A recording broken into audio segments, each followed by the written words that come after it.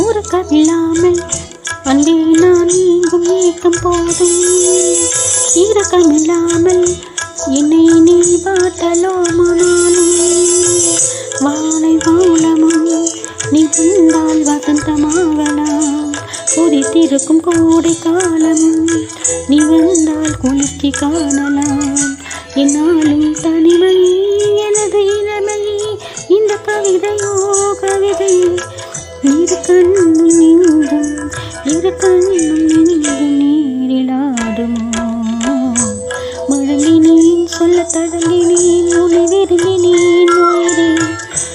தினம் தினம் உந்தன் தரிசனம் பெற தவிக்குதே மனமே.